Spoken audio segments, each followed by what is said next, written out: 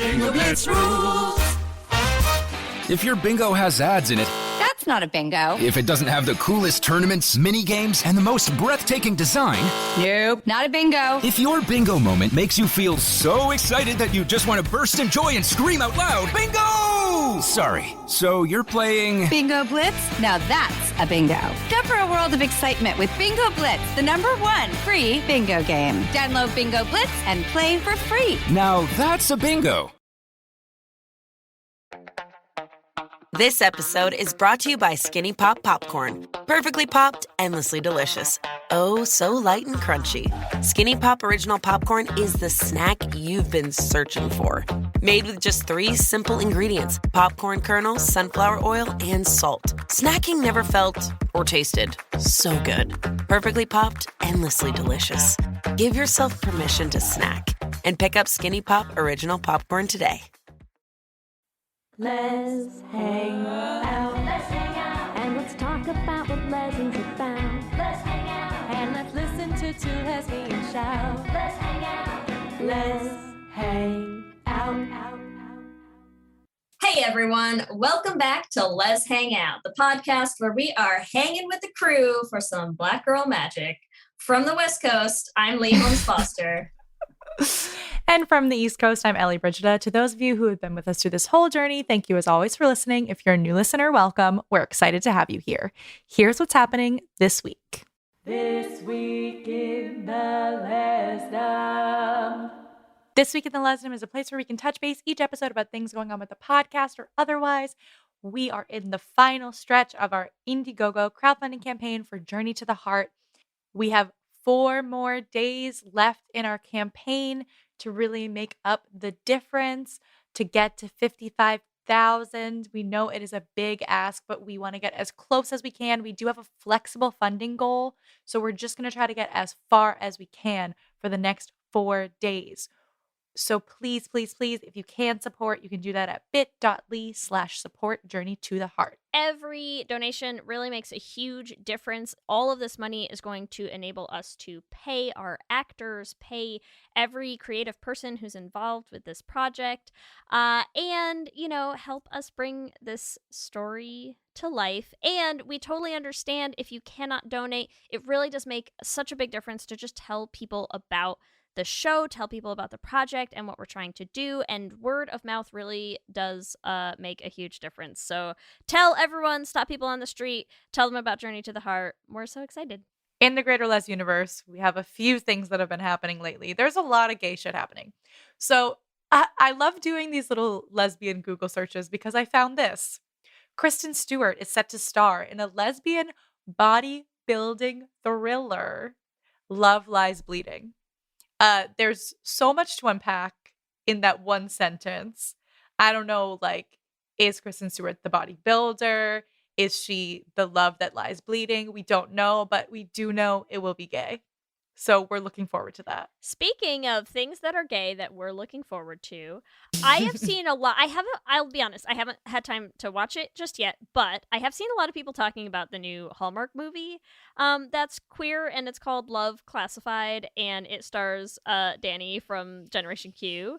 So I've seen good things. I am always here. Listen, anytime that it's like, we're getting a queer Hallmark movie, I am here for it. Here for it. So I just, I think we should all make sure we check that out so that they know that we are down for these movies and we want more, and they should just keep making more gay Hallmark movies, please. Yes.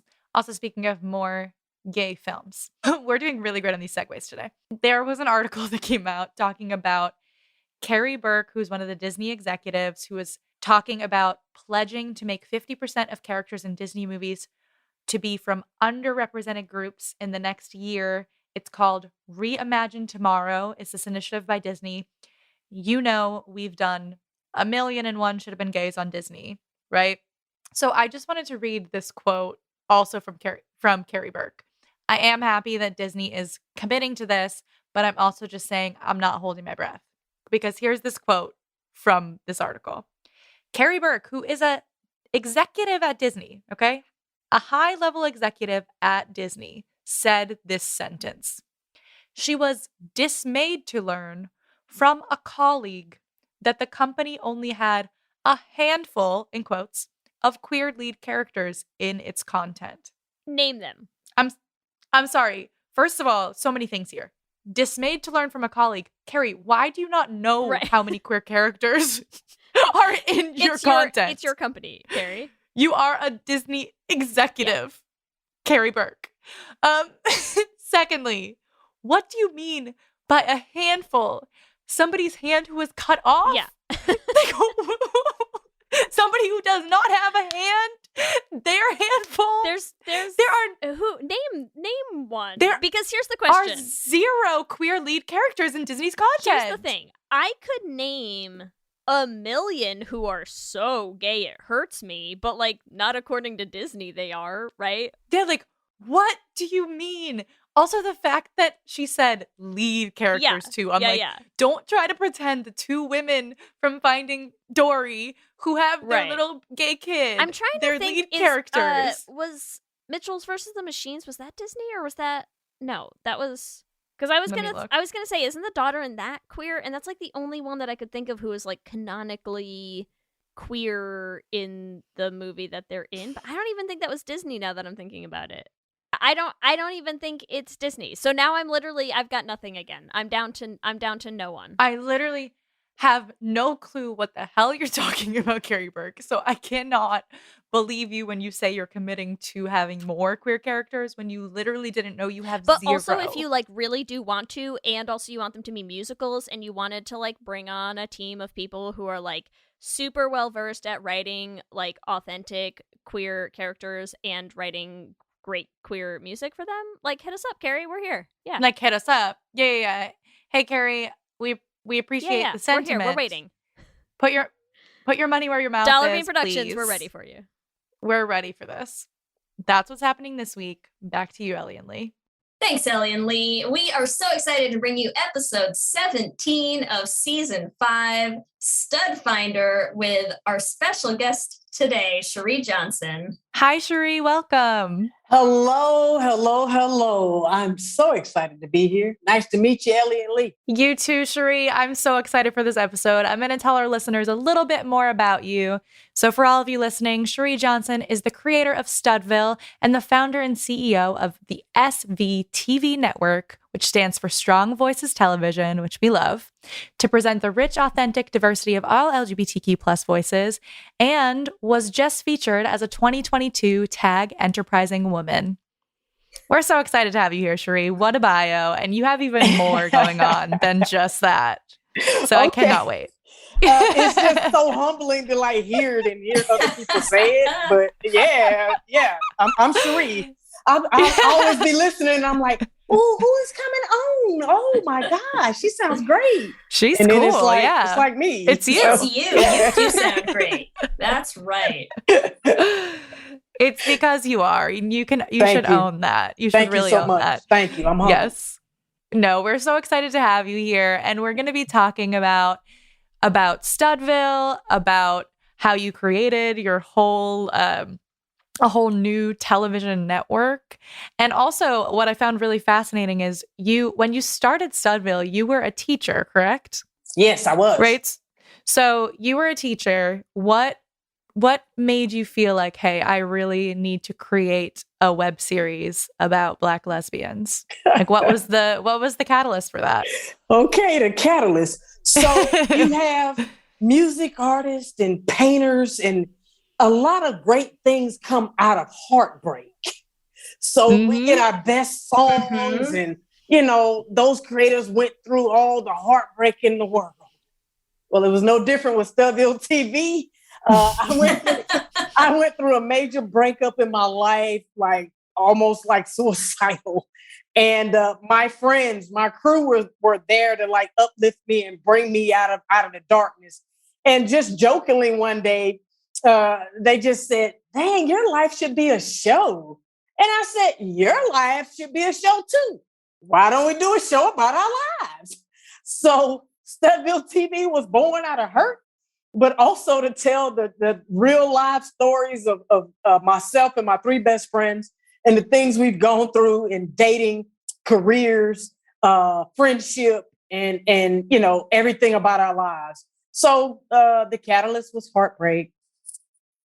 Yeah. I mean, I love that so much though, because that's like, Ellie and I always say that's exactly how we started this podcast, is just having endless phone calls and saying like, we should record this.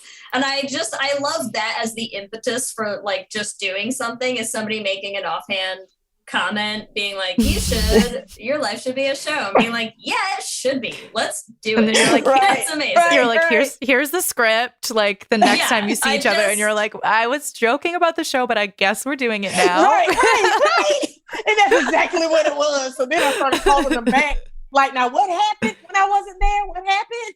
Let me write it down. Especially because I love that recounting of that process just sort of like wildly glosses over all of the actual work parts of it, right? You're just like, oh, my friend made a comment, and then a series happened. It was born. Like, now it was born. To give birth, you have to go through a lot of labor pains. I've never done that part, but to give birth to anything, you go through a lot of labor pains. So it wasn't glossing over. So, and it is a lot of work. Right, So, right. So I didn't gloss over it, but that was the birthing part. But giving birth, all those labor pains, there were a lot of labor pains in there. So it wasn't as magical as like, yes, it should be a show. Speak it. And here it is. Yes. We are aware. There's contractions and eyes. It's a lot. I'm passing out and my mouth is dry, I'm dehydrated. Yeah, a lot of that. Pockets empty, sleeping in my truck, and it was a lot of stuff. So I'm very impressed with you that you did it, and also that you are continuing to create things. But before we dig too much into the creation process, I want to talk a little bit about the title, right? Studville. So can you tell our listeners, how would you define a stud, and do you consider yourself to be a stud? I'm guessing you do if you made this series called Studville, but I'm curious. Yeah, but things have changed so much. And sometimes I'm sitting here confused. Like, I don't know. Like, people keep writing the rule books and changing the rules. And I'm like, I'm just me. But it's Studville TV. So, there was the name of the show. We wanted it to just be studs because it was about masculine of center women. Mm-hmm. And so then we wanted to name it Studville. So we found out that, in another industry, there was something copyrighted with that name. So we tagged the TV on. So then we have Studville TV. And so that's how we came up with the title, because it was about the lives of four studs. So then your question is, do I consider myself a stud? So that's how we came up with the name. It was because it was about the lives of four studs and our experiences. Do I consider myself a stud? I have never considered myself a stud. I went to school in Florida, and I was new to the lesbian game when I went and played college ball at USF. And I didn't know what stud and films were, or all the other titles under the rainbow. I didn't know what they were. I just liked women. Then when I got to college, I've always liked feminine women. But I get to college, and for the first time, I'm seeing like what I consider like softball players, like two masculine buzz cuts. Mm-hmm. White girls like together holding hands, and I'm like, yes, I love it, but it's not for me. I like feminine women, but when you dive deeper in our society has so many rules that you put on being classified as a stud, and I kind of don't fit into that. I like feminine women. Now, after that, you're going to have to come up with your own title. So I'm just Sheri. And, I'm not a, what is it? Touch me not. I'm not one of those. And, I do wear masculine clothing. At one point I was still having a cycle, and, it was so many things thrown at me. Like, you're not a stud. or you're too soft to be a stud, or you're a soft stud. And so I don't know, but it had nothing to do with naming the show. So I'm curious, like I wonder what it is about, like, is it just not liking labels in general, or is it like that label specifically that doesn't feel right, like doesn't feel like it fits? if you want to go by a label, I support you 100%. It's just, I don't go around, and it's not that I'm against it. I mean, I'm for it, but, you know, I don't introduce myself. Hi, I'm Sheri Johnson. I'm a stud. It's not on your business. Yeah. So, I mean, people come up with their own assumptions. And then, you know, when you date, you know, my dating has not been the best. It is not. I felt that women wanted a heterosexual male, but a woman. And, you know, I'm all like, you know, if it's a spider that come down, I'm gonna kill it, but I'm gonna be screaming the whole time, and I might ask you to kill it. So I get criticized like, oh, you a soft stud, you weak, you can't even kill a spider. Well, hell, I don't like spiders. I mean, I don't know what to tell you. I don't want that crawling on me, but I'll throw a shoe, and if I miss, then you're gonna have to be, you know, take 2 or something. I'm not sure. You know, taking out the trash, like they wanted heterosexual males again, but a female. And when I didn't fit into that category, I get told other things. So I just say I'm me. If I'm running late for work and I forget to take out the trash, I call, babe, can you take out the trash? But no, the man's supposed to take out the trash. Yeah. I'm not a man, man. You know what I love? You know what I love about this though? Because listen, especially over the last few years, like I feel like I have been on this whole journey, which like I again cannot recommend enough. Like even for like cis folks, examine your gender and your gender identity and your gender presentation. And like it's been really interesting for me because I feel like my like as sort of like on the elder side of millennials, right? That like there is a huge growth in awareness and understanding and like people identifying in as non-binary, which like when I was growing up, like when I was in high school and college and stuff, like non-binary as an identity still only maybe barely existed. Certainly not when I was in high school that I was aware of. And as someone who does dress like very androgynously, very much more masculine, and has never super felt that way either. Like there was something, it sounds like the stupidest thing, but this is again, I love TikTok sometimes because I saw this TikTok the other day that like just like I was, you know, I mean, Ellie, you've had this experience. Like sometimes you're just like scrolling through like silly TikTok videos, and then one of them like comes across your For You page, and you're like, oh, that was exactly what I needed today. Yes. And it was just this one girl making this like, you know, short, simple little TikTok, and she was just doing this little thing, being like, hey, like masculinity is not the same as male, and I was like, oh, I did need to hear that. Actually, that helps a lot. Thank you, random TikTok person. Like, but I feel like that's sort of what you're describing, right? Is like this idea that because you like to dress a certain way, that people immediately like drop put certain categories on, and stereotypes and assumptions on you that don't fit, that don't feel like they fit. And I don't know. I'm just always so fascinated by this stuff. And I just think it's really interesting. I just like feminine women, but we're both women. Yes. So at this point, you know, a professional lesbian woman with business about herself. So, you know, and we can work everything else out, I guess. Is this your personals ad? Are we seeking this woman right now? Is this like, is this a call? Is this a call to action? No, not right now. Yeah. All right. I'm kind of, in there a little bit, but you know, this has been my past. You asked the question, and did I consider myself a stud? I just consider myself me.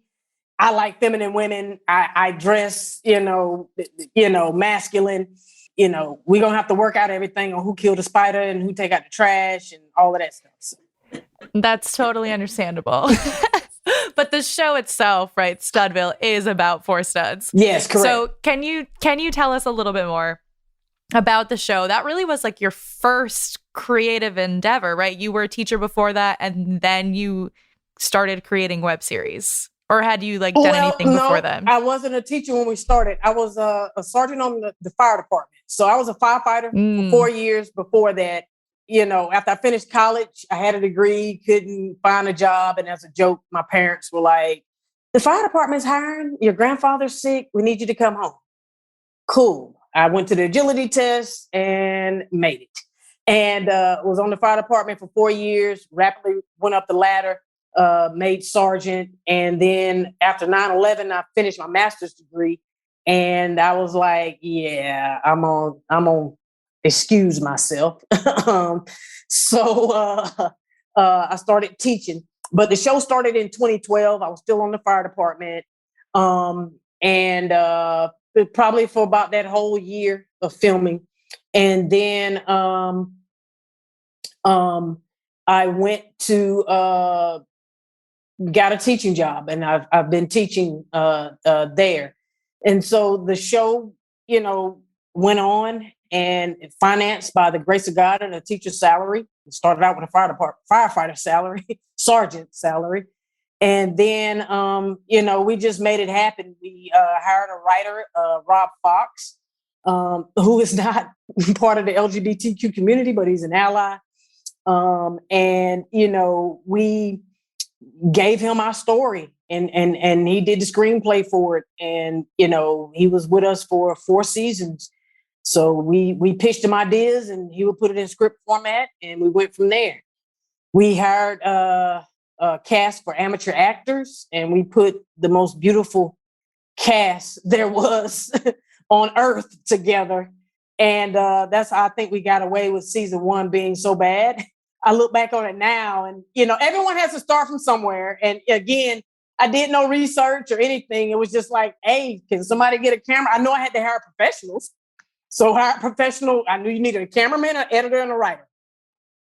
So got those, and then you needed a cast. And we looked good. And that just, it resonated with so many people. And the first season just took off and reached millions of people. And we was like, okay, let's go for another season. And so that's what we did. And they took their craft more serious after that. The quality of the show, our filming, our production quality went up, the acting went up, and we made it through 4 seasons. And there you had it. I had a chalkboard in my then apartment. I painted a chalkboard, one of the walls, chalkboard paint. And so I would write ideas of the show on the board. Studs on their periods, everything would be up there. Camping scene, sex scene, bloody underwear in the scene, all types of stuff that we don't really talk about or you see in series was on my board. In the middle of that board was gay flicks. Now, it sounds pornographic, but it's not. That was when God put the vision of the SBTV network. Thank God we changed the name. In my head. God gave me that vision in 2012. It was written on the chalkboard. So here we are launching the SBTV network in 2017. After 4 successful seasons of Studville TV, we wanted to branch out and have a platform that was a table for the underrepresented and the underestimated. As the show was going along, it was always my dream to get the show on Netflix. We had the L Word, we had Noah's Ark.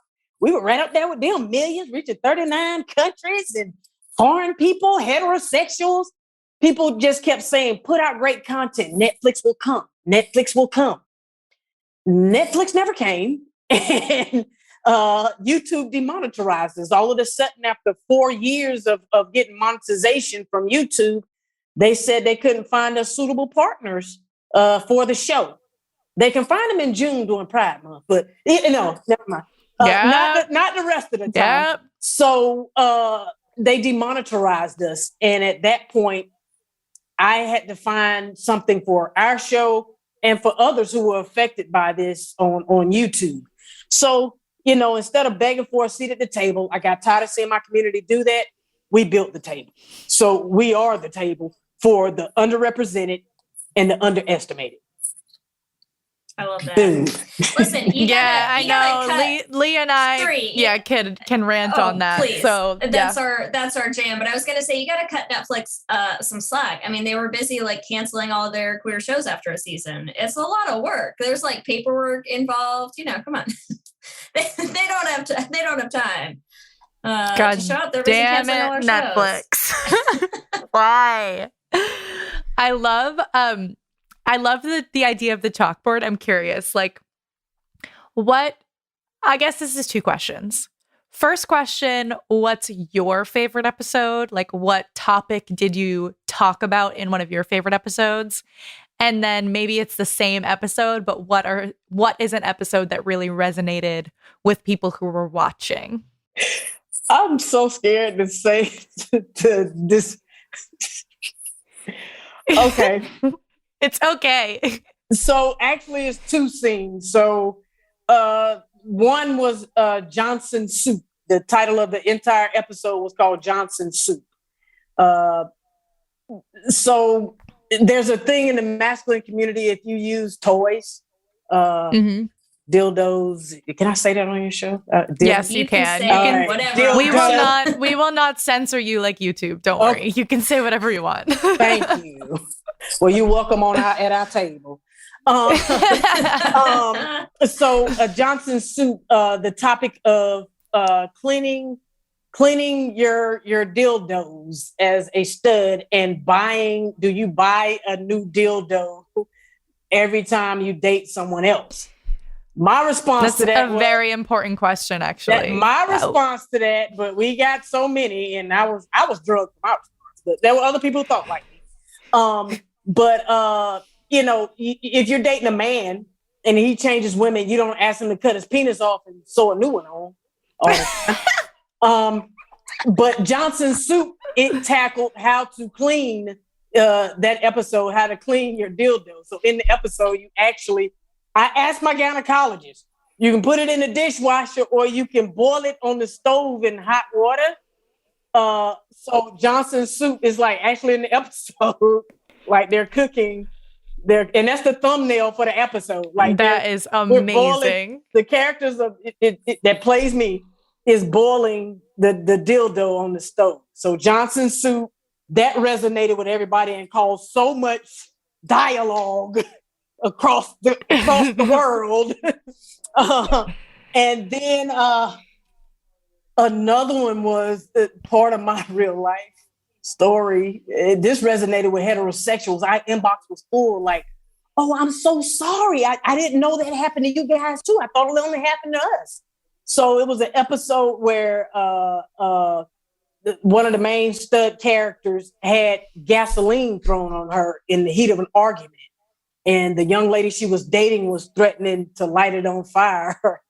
And like guys, like, I'm not gay, I'm straight, but I ain't know that. Why are you watching our show? But anyway, it resonated with people. It resonated with people, so I'm not knocking. Thank you, allies, for watching when we were up. So that resonated a lot with the heterosexual community. So dildo cleaning and replacing for the gays, and then for the allies, getting liquids, grits, gas, whatever thrown on you. So those were your face, Ellie, is like making me nervous right now. No, you're fine. You're fine. Like, oh it's my just gosh. like I'm just like, oh my God, that like is just terrible. I'm a very empathetic person. So like when somebody says something, like I literally am feeling like I got gasoline thrown on and there's someone with a lighter next to me. So that's why my face is there. I'm like, I can feel it. I can feel like I'm trying to stay away from the flame. That's my face. Nothing to do. It is to do with what you said, but not in you're fine. You can say whatever you want. Yeah. This is why Ellie doesn't watch horror movies. You know? I literally can't. I can't watch them. They stay with me. They stay in my body. Yes. Like ghosts, Ellie? Like you're full of your body. My body is full of ghosts. Yeah. Yeah, For sure. I hear what you're saying. For sure. I would love to talk. I mean, I wouldn't love to talk about it because it sucks, but I do want to talk a little bit more about the YouTube stuff because that was a big problem and still is a big problem actually on social media of like queer creators making gay shit and then like being pushed down by the algorithm. So like they're not going to show it to people, demonetized, all of that. So like, what was that like for you when that happened? And who were some of the other creators who you worked with to create SVTV? I got to get the acronym SVTV. So I kind of don't want to keep dragging, like every podcast I'm talking about the YouTube situation. We're in the middle of a class action suit actually with YouTube, and it was due to the algorithm. Wow. And we're with some other top creators, our attorneys out in LA, and one creator from SNL has his own show that was affected on Glitter Bomb. But that, you know, I'm just the type, I keep it moving. Like they were like, okay. And we went and launched the network and everything. And just a year or two after launching the network, I see, you know, someone that I follow post that they're in the middle of a YouTube lawsuit because they changed their algorithm against the LGBTQ content creators. And so I reached out like, you know, we were on YouTube, they demonetized us as well. So, well, here's the attorney. So we're part of the class action suit now. You showed all the proof and get all the data. And, you know, we were making thousands and then they just like cut us off. And so we never put season 4 on YouTube. So when we launched in 2017, the SPTV network, we launched season 4 plus some other content that we created, Queer Comedy Jam, season 1, Cooking with Chef Ro, Empowerment Zone, a couple of other things. And we went from 0 to 15,000 subscribers in less than 30 days upon our launch. So, but a lot of those were Studville TV followers. But, you know, it's huge. I mean, because you know, as people who have gotten into the market of queer content creation, like it is not easy out there, you know, it's really not. And so whether it's, you know, your own following that you're still just bringing to your new project, I mean, that's your own following, you know, like that's huge. This episode is sponsored by BetterHelp. And as we head into Thanksgiving time, I want to start by thanking my wife, Kelsey, who has not only listened to just about every episode of this podcast for 8 seasons now, but who also is the only reason I'm able to make time to record it every week. She takes the kids, gets them dinner, and gets them ready for bed just so that Ellie and I can come on and yell about gay things into each other's faces for an hour. So here's a reminder to send some thanks to the people you're grateful for in your life, including yourself. I've been in therapy for a long time now, and one thing that's so important about therapy is how it teaches you to be more intentional. And being intentional about gratitude and how to show that to the people you appreciate is just one of the many benefits that I've gotten from therapy over the years. If you've been thinking of starting therapy, consider giving BetterHelp a try. I know how hard it can be to find time for regular therapy, and BetterHelp is designed to be flexible and convenient for your schedule. You can fill out a brief questionnaire to get matched with a licensed therapist, and you can switch therapists at any time for no additional charge. If you want to start being more intentional about gratitude in your life, visit betterhelp.com/leshangout today to get 10% off your first month. That's BetterHelp, HELP.com/leshangout. Let's hang out. This episode is brought to you by Progressive Insurance. Do you ever find yourself playing the budgeting game? Shifting a little money here, a little there, and hoping it all works out? Well, with the Name Your Price tool from Progressive, you can be a better budgeter and potentially lower your insurance bill too. You tell Progressive what you want to pay for car insurance, and they'll help you find options within your budget. Try it today at Progressive.com. Progressive Casualty Insurance Company and Affiliates. Price and coverage match limited by state law. Not available in all states.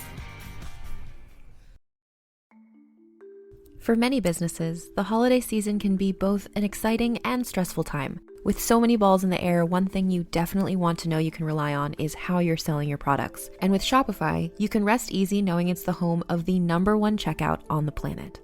Nobody does selling better than Shopify, and when it comes to successful brands like Aloe, Allbirds, or Skims, an often overlooked secret is all the things that go on behind the scenes that make selling, and for shoppers, buying, simple. For millions of businesses, if you take a peek behind that curtain, you'll see that Shopify is what makes it all possible. Shop Pay boosts conversions up to 50%, so that's more happy customers and way more sales going. It's true all the time, but especially this time of year, your commerce platform better be ready to sell wherever your customers are scrolling or strolling, on the web, in your store, in their feed, and everywhere in between. Businesses that sell more sell on Shopify. Upgrade your business and get the same checkout we use for Realm merch with Shopify. Sign up for your $1 per month trial period at shopify.com/realm, all lowercase. Go to shopify.com/realm to upgrade your selling today. Shopify.com/realm.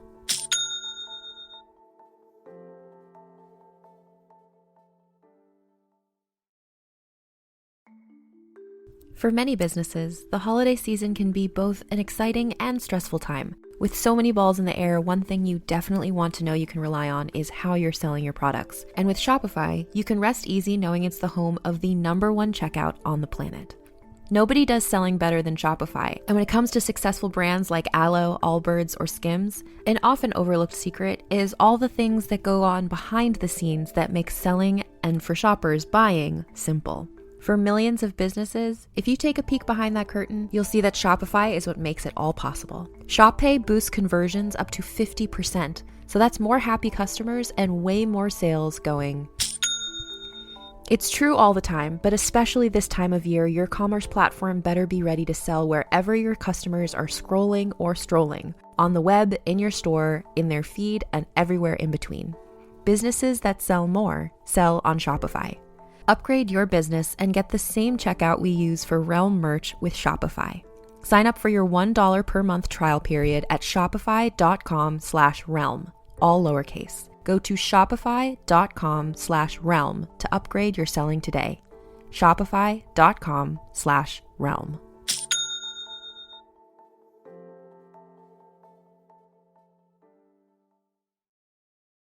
Yeah.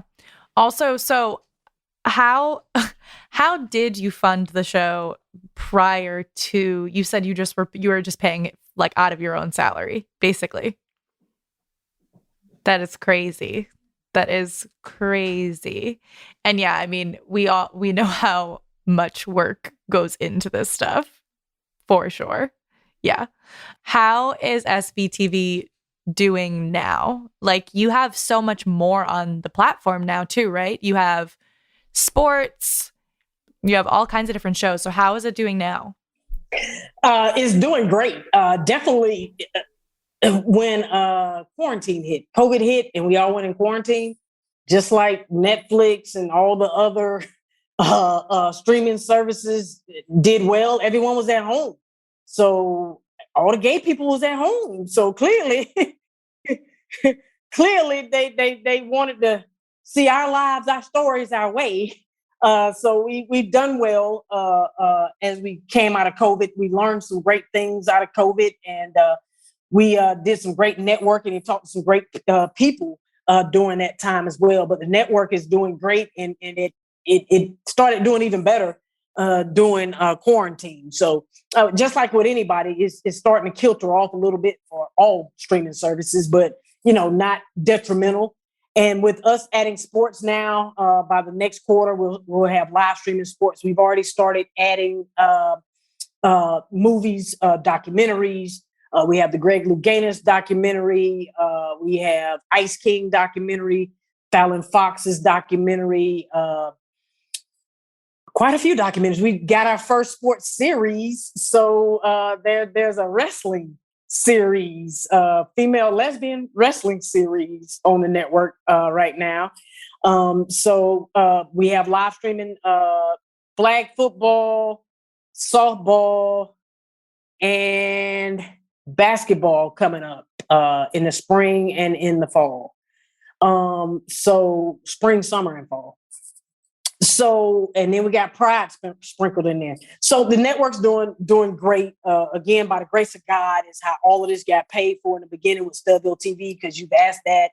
And I look back on it and I have the same face as you, like, how you doing all that? And Yeah. you know, by the grace of God, and you know, I'm big on faith, and you know, anything's possible. And I believe that, and I believe in affirmations and the secret and the universe and God. I just believe it enough. Like, yes, I don't know.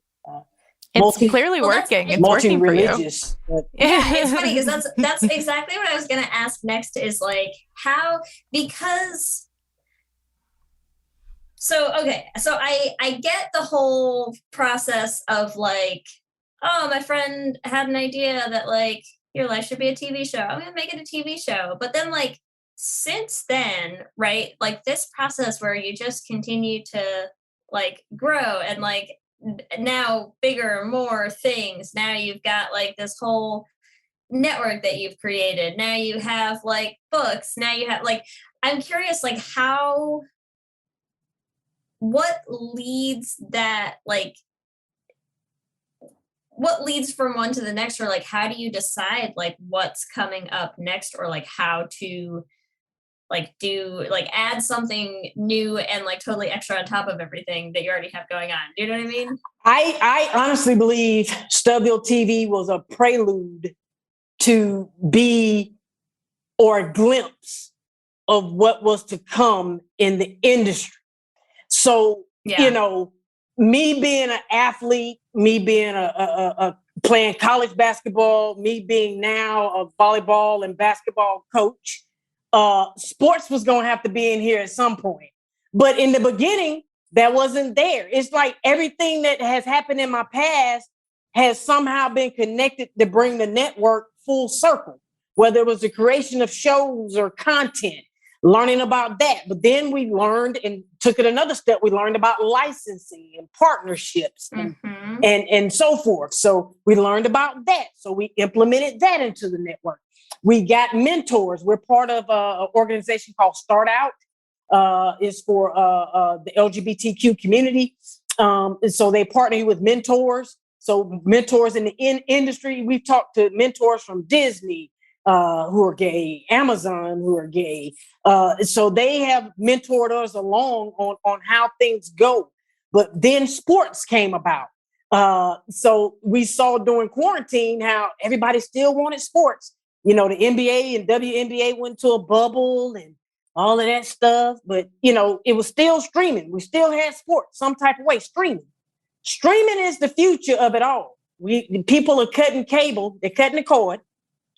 And so we need the LGBTQ. We're going after the LGBTQ cable cutters, cord cutters, who want to see representation. And of course, we do have representation, y'all, but look, Netflix has representation, but the Dave Chappelle fiasco, all the employees walked out. Now you're preaching to the choir here. We get Disney. It. Disney has representation a little bit, you know, but look what happened. Now you paying, you know, and supporting the Don't Say Gay bill, and so all the employees walk out. So we're the table. Come to our table. Yeah. No, but it's you're exactly right. And it's so like before we started recording tonight, we were talking, you know, Ellie, you were saying about how back in like the heyday of like YouTube queer streaming series that like we both have such fond memories of like that time. But I think that there's a reason, like one of the biggest reasons for that for me is that when that was the heyday, right? Like when it was like you have your small indie, like YouTube or otherwise streaming shows, those were the shows that were being created by queer people, you know? And I think that like it feels different right now because there's this split, right? Where like we are seeing more mainstream representation of like queer characters, queer storylines, like, and we are seeing more of those, like where the writers might be queer. They'll have like queer actors involved. Like you're starting to get some of the like behind the scenes involvement as well. But I feel like you're also seeing all of those people, right? Like you, Sheri, who started with like your YouTube streaming series, who have now continued to grow and just continue to keep learning about like how to do more and more and more, and are like really starting to try to get that like foothold to say, hey, like if you're tired of Netflix canceling all of our shows, like there's other options. And realistically, like if every queer person was paying these kinds of services, the amount that we are all paying to Netflix and Hulu and then you'll HBO actually have Showtime you'll have and, funding like, to make a Netflix show. Yes. Like, yes. I mean, like 1 + 1 exactly. equals more It's good just, gay shit. Like think about how many things, like, you know, and even with the like account sharing that we're all doing, and like here's my password for this and I'll use your Amazon Prime and you can use my this, like even with all of that, it's like, yeah, like most of us have like 6 or 7 logins that you're, you know, throwing like 10, 15 something bucks a month at. Like, I mean, it's crazy. It's crazy. You can throw it at SBTV. It's $5.99 a month, correct? Yes. Do it. I feel like people don't understand like how much of a difference it makes. And for every like queer streaming network service that I know of right now is cheaper than like any like Hulu, Netflix, whatever to subscribe. And like how much of a different ball game it is these days, you know, because I feel like that is the idea, is that it's like, oh, but what we're getting are like all of these, you know, old school, like old YouTube shows that were like filmed on someone's like, you know, crappy little camcorder and whatever, and like the quality is just not the same. And it's like, I feel like it discounts so much of the growth that like all of those creators have still been doing all of this time. And I also, like, sorry to get on a YouTube like rant of these web series, but I also do feel like because I started watching Studville today. I'm sorry that I didn't watch earlier, but I started watching, and I'm watching it and I'm just like, this, like, it's just like relatable in a very different way than the mainstream content we get, right? Where like even some of it, the mainstream content I do really love. I don't know, like there is something so relatable about those web series because they literally are just like, okay, like these are actually people I would be friends with. It's not like the Hollywood version of lesbians, right? And like you still get like even in a web series, which I love that like you're having sex scenes in them too. Like that's important. Like to see lesbians like actually having realistic, like even if it's a realistic web series sex scene, like realistic sex scenes is so important. I'll rant forever. My mom watches the show, so our sex scenes were PG-13. And you know, we had our actors again were amateur actors, and myself amateur as well. And so we all had other jobs while we were doing the show. So it would be like, you know, we had a pilot. She played a pilot on the show, but she's actually a pilot. Nice. Teachers, you know, architects. We actually had architects, bankers, customer service reps, and it was like, we can't do no full out scene now. I'm like, I get you. My mama watches the show, baby. I'm good. But yes, it is something authentic about the web series. Yeah, I get you for sure. Well, or even if you're gonna go for the like PG-13 shot, like it will be a PG-13 shot that looks realistic. Yeah, that you like, know what will happen after the cameras leave. Your bras on, you're each wearing your own towel, your knees are near each other, but that's it. You're playing footsie, and like you're like, that's not Yeah. That's not what Now that is. we Come went on. down to underwear and sports bras Yeah. and boxers and briefs and all of that, and we made some hot sex scenes now. Listen, and then you're also boiling dildos, and that's the realistic content that we crave. That we There you need. go. Like, There you I go. don't think That's what we need. we haven't seen that yet. Come on, where's that in our Netflix series? Exactly. Where's the dildo in the dishwasher, Netflix? Where is is it? There, Come on. Where is there was a scene in Broad City where she literally put a dildo in the dishwasher, but it wasn't dishwasher safe. Like she melted someone's dildo no. in the dishwasher. But that was not a. Well, we made Johnson soup, so we boiled out. You did it differently.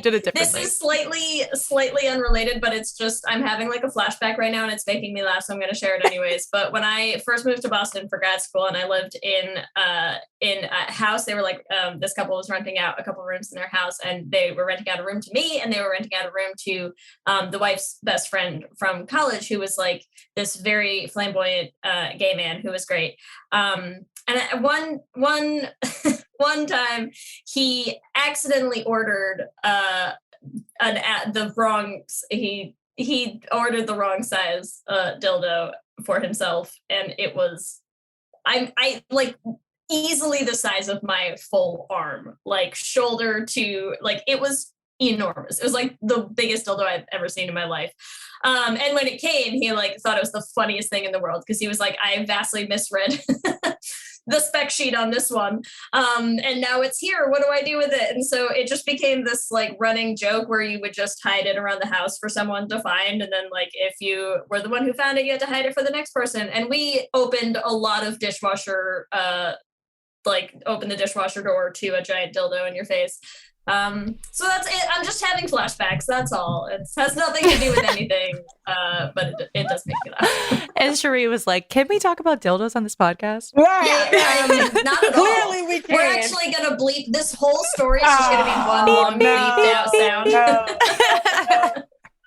And I'm like, and to segue, you are writing your first children's book. No.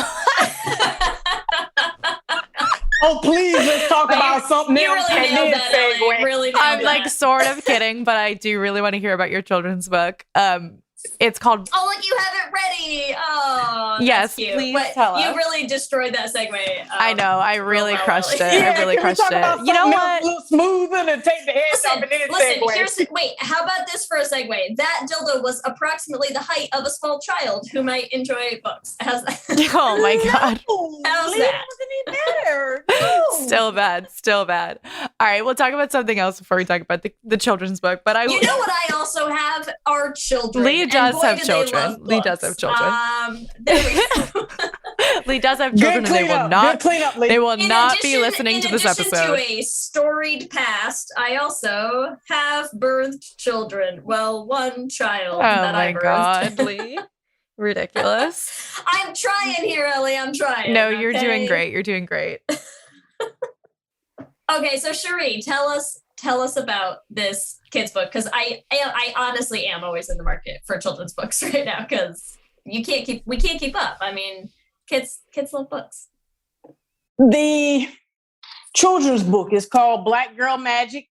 So a lot happened during quarantine. I mean, I wrote scripts, I wrote books, I was in the house. Like, I thought we were all gonna die. Like when it first happened. So in the midst of that, our country was in a little social unrest, with events happening in our country. And, I always noticed that Black women were like always on the forefront. And then I started seeing little Black girls, at marches, no justice, no peace, no justice, no peace. And when one of our representatives died, what begins with a G? Gostenberg. Goodness. Anyway, she wears the pearls. No. Oh, Ginsburg. Yes. When she passed, there was a picture of a young lady with a Wonder Woman, a superhero costume, and she was saluting her with her her tutu on. And I thought that was like, oh my gosh, that's so precious. Oh my gosh. And I just wanted to give a word to our young girls. Like, Yes. you have to find your inner magic, your inner confidence. You cannot let anyone silence you, silence your voice. You are going to be bullied. You're going to be taunted. The pretty girls are going to be picked on. Your hair's going to be pulled. But in my book, Black Girl Magic, we overcome all of that in this book that gives the girls the confidence that they need to find their inner magic to overcome all obstacles that come their way. So that was the purpose of the book, and that was the timing of the book. I mean, I was saying, the little girl, no justice, no peace. And she meant that. She meant what she said. And I was like, let me write, girl, yes, we need more to have your confidence. Yes. I just sat down and had an idea and like, let me get and publish a book. So we're waiting on that to be completed. The book has been completed, and several copies have been delivered. And then we noticed that there was one grammatical error. And so, it's been a hold up about 2 months on getting that redone. But this week, I'm going to get that corrected with the publisher. And then we'll probably by the middle of this month, the books will be up for sale on Amazon and the website. So amazing. You know what I love too is like one of my favorite things so far having the girls, and like I haven't read a lot of children's books in the last 30 years of my life, and one of the things that I've loved is like comparing books now to like the books I remember when I was a kid growing up, and just like the messages in them, or even, like we still get a decent amount of like, especially like older relatives and like family friends and stuff who like buy the books that they remember liking for like your kids. And so you get this weird collection of like mostly newer modern books. And then like, here's this classic from like 1947. And you're like, I don't know if mommy wants to read this one, actually. Like it's a little not the best story, but like, okay, fine. But then there's just so many great, like, yeah, I think exactly what you're saying, like just the way that kids books these days like frame like confidence and all of that.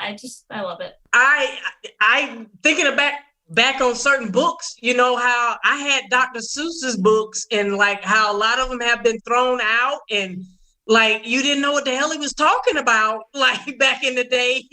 And a moose is a goose, is loose, and green eggs and ham. And now people have spun it like there's some racial stuff involved, there's some discrimination involved. And I was like, oh, not Dr. Seuss, green eggs and ham.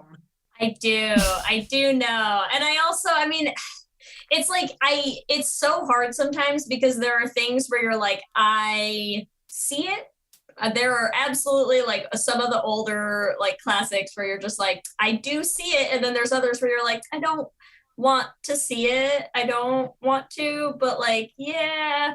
And then there's some where you're like, I'm not even sure. And it like makes you question everything. But my main takeaway is there's so many like new great kids books out there, and they're so wonderful. And it just makes me so happy when you can sit down and like read books with your kids and being like, hey, here's how to like learn about our confidence and our bodies and our body images and anxiety and race and like acceptance and families and just like so many different things that I'm like, man, I did not have this in my kids' books growing up. Come on.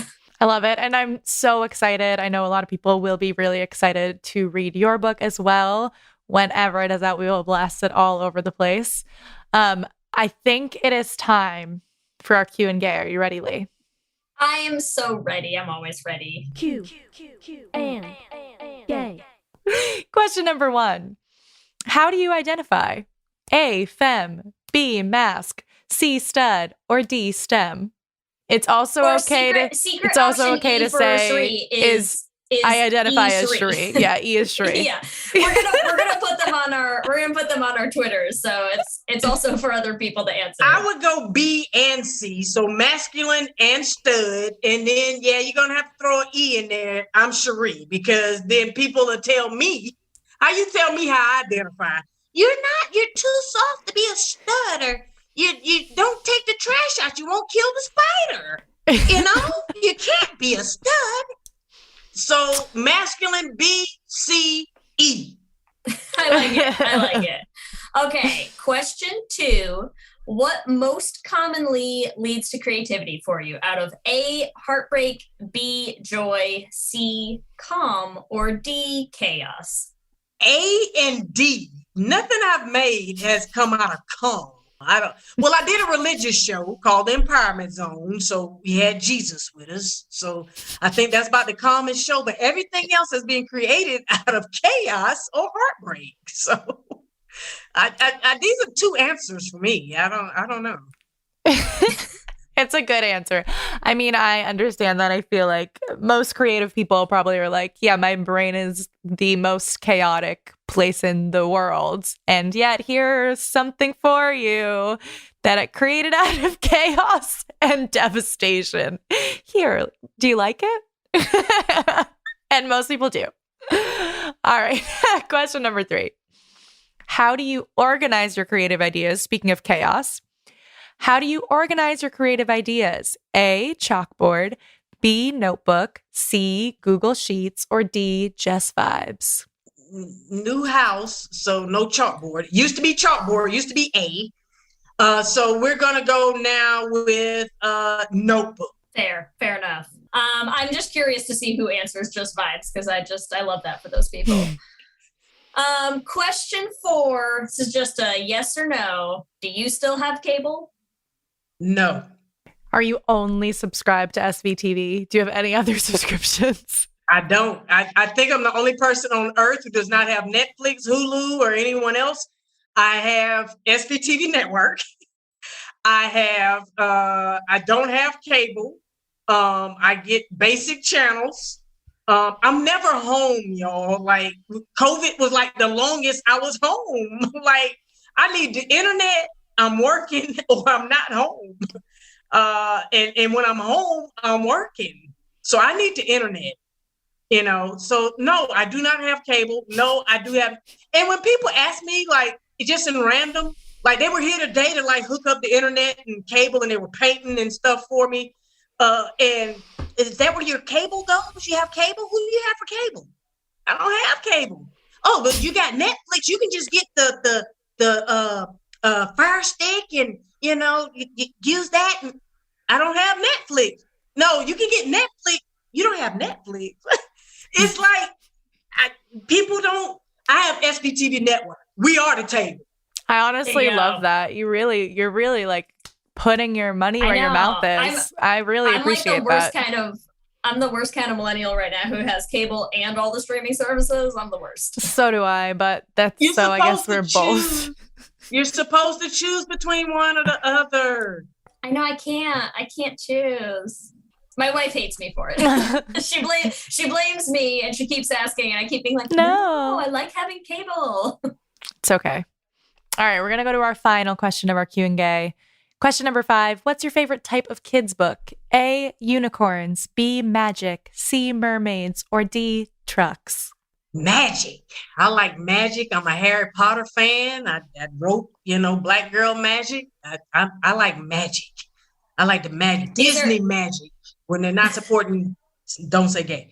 But like Disney magic, just magic. There's always been magic in my life. These are for sure not influenced in any way at all by my kids' favorite books. I like trucks. Listen, we just had to buy so much stuff because my kids are starting preschool next week, and we let them pick because we are those parents. We let them pick, like, we had to get like backpacks, and you have to get a lunchbox, and we like get them up on the computer, and we're like, which one do you like? Just tell mommy. We're just gonna get. I'm not gonna fight you over like, no, you get the green one and you get this one.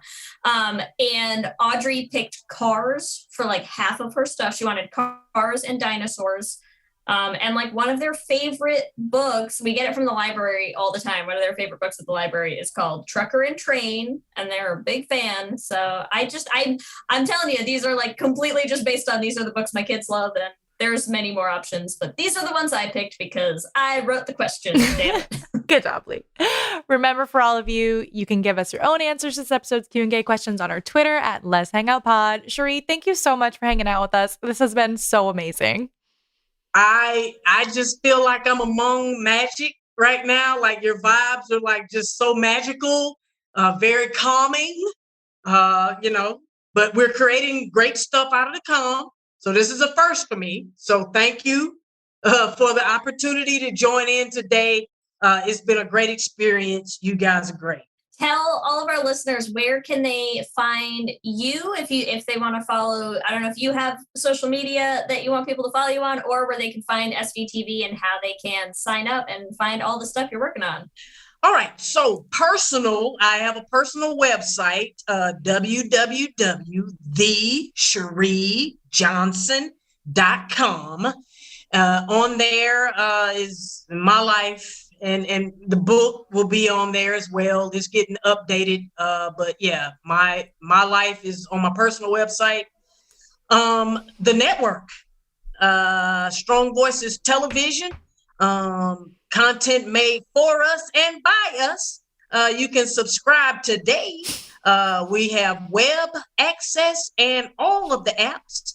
You can subscribe at www.svtbnetwork.com, or you can simply download the app. We're on iOS, Android, Roku, Fire TV, Apple TV, just TV.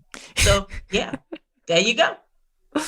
I love it. I'm sure plenty of people will be subscribing after this. Like we said, thank you so much, Sheri. We are so happy to be able to talk to you, and thank you for doing everything that you're doing for the community. Thank you. Let me hear you say hip, hip, hip, hip, hip, well, yeah. We love hearing from all of you, and we love building this community, and so we like to shout out some of our favorite things every episode. And as you all know, while we are crowdfunding Journey to the Heart, we are shouting out every week everybody who has donated to our campaign. And so bear with us, because this week was busy.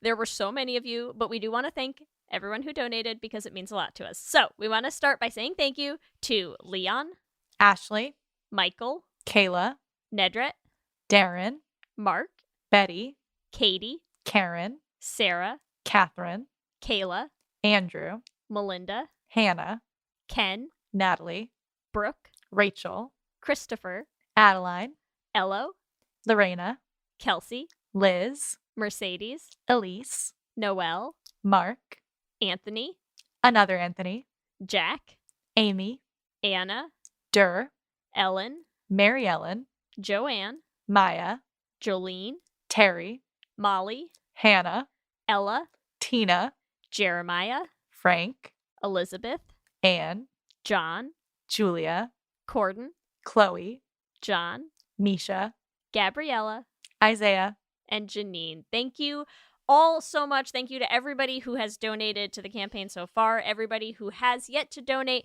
whose names we just haven't gotten to yet, because don't worry, we will get to you, and we couldn't do it without all of you, and it means so much to us. I'd also like to say we did that all in one take. No editing necessary. Incredible. Very impressive. It's because we practiced all these years with our Lesbian Jesus patrons. So here we go.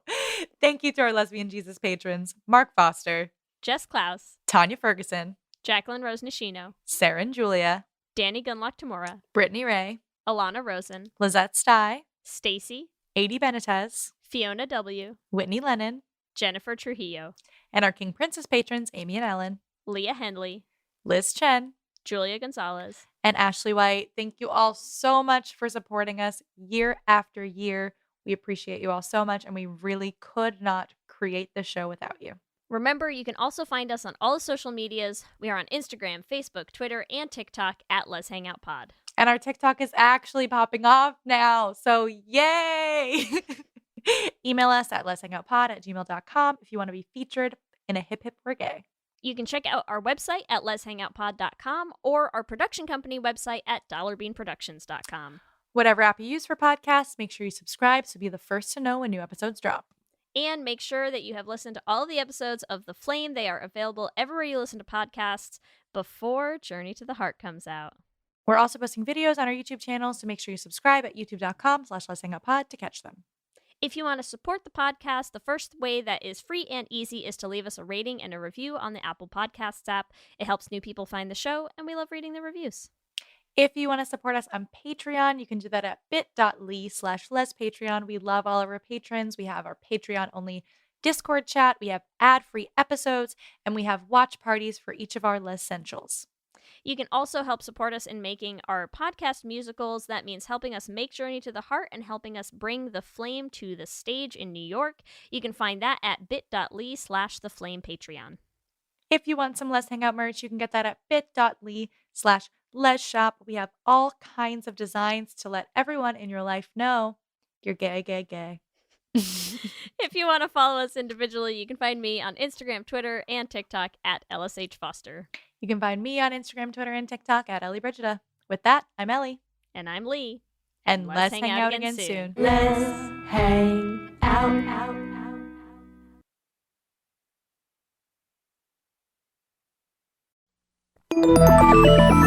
Listening to a podcast should be time well spent, and I promise it will be if you'll give this podcast a try. It's called Something You Should Know. I'm the host, Mike Carruthers, and in every episode, I talk with leading experts on topics I know you will find fascinating.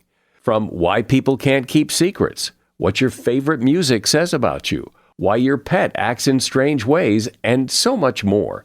Something You Should Know is designed to give you information you can use in your life and give you great intel that you can share with others. I'm told it's a binge-worthy podcast. And with over 1,000 episodes, there's a lot to binge on. Something You Should Know has been ranked in the top of the Apple Podcast charts consistently for a long time. I know you're going to like this. I just need to get you to try it. Something You Should Know. It's available wherever you listen to podcasts.